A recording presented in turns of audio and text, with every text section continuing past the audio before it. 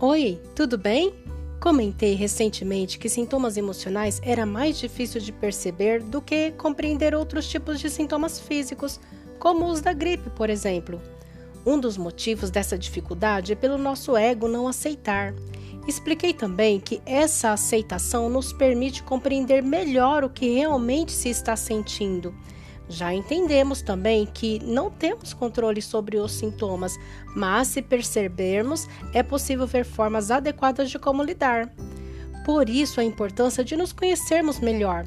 Quando não entendemos da gente, nos atropelamos sem perceber e somos prejudicados pelo nosso jeito de ser e não conseguindo lidar com isso, vamos ficando na garoa e adoecendo muito, sem entender por quê, como, onde e o que.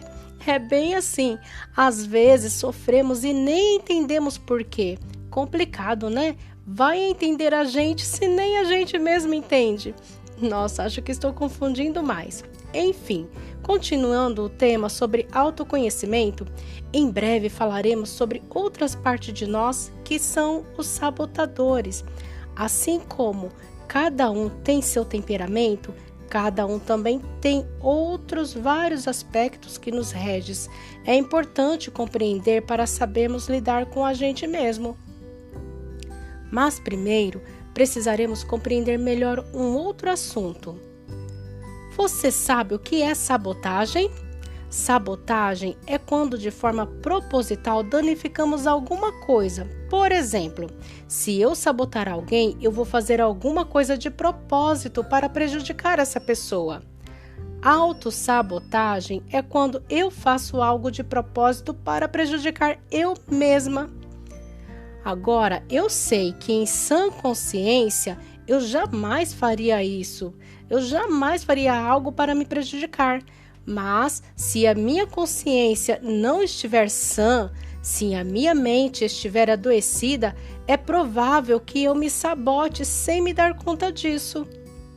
Meio complicado de entender, mas é bem isso mesmo. A autossabotagem é quando, sem perceber ou percebendo, a pessoa faz algo para prejudicar ela mesma. Ela cria obstáculos, se boicota, cria empecilhos e se atrapalha na hora de realizar alguma tarefa, ou até mesmo se impede de conquistar objetivos. Os pensamentos negativos são os principais influenciadores desses comportamentos limitantes. Lembra que já expliquei que os pensamentos geram sentimentos e emoções que influenciarão os comportamentos? Esse comportamento traz muitos sintomas, precisamos entender eles, treinar de perceber esses comportamentos para lidar com eles, tentando evitar que a autossabotagem se mantenha.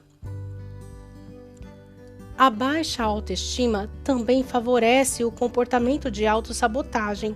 Lembra quando eu expliquei sobre esse tema também? Expliquei várias vezes sobre alguns comportamentos que as pessoas têm e não percebem que têm. Há um ciclo que mantém a autossabotagem, começa pela culpa. Por exemplo, a pessoa pode até perceber a autossabotagem e se culpar por isso. Na sequência vem a cobrança. A pessoa passa a se cobrar demais pelo ocorrido. Devido a isso, decide se punir, acreditando que aliviará a culpa. Essa punição é a ocorrência de uma nova autossabotagem. E, de novo, a pessoa percebe, se culpa, se cobra, se pune e continua esse ciclo se sabotando. A autossabotagem raramente é percebida. Dificilmente alguém percebe essa dinâmica de se culpar, se cobrar, se punir e se sabotar. Por vários motivos, vários fatores, mantemos a autossabotagem. Dependendo da personalidade, do temperamento, da história da pessoa, isso pode se agravar, tendo a necessidade de acompanhamento psicológico para compreender melhor de como ocorre essa dinâmica, por que ocorre, compreendendo desde a raiz do problema para ter uma intervenção adequada nesse processo. Vamos compreender alguns exemplos de autossabotagem.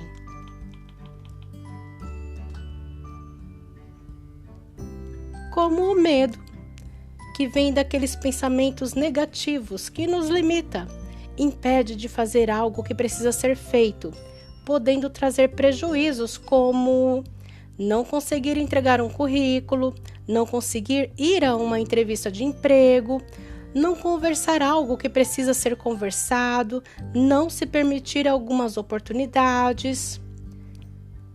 Um exemplo de comportamento de autossabotagem também é o comportamento autodestrutivo, por exemplo, o uso de drogas.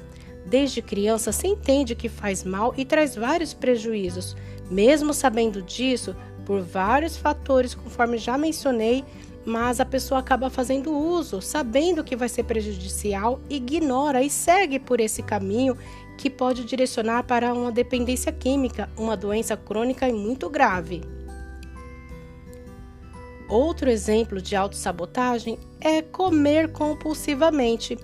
A pessoa sabe que está passando dos limites, mas mantém o comportamento, tendo dificuldade para lidar, se prejudicando, podendo levar à obesidade e outras doenças crônicas.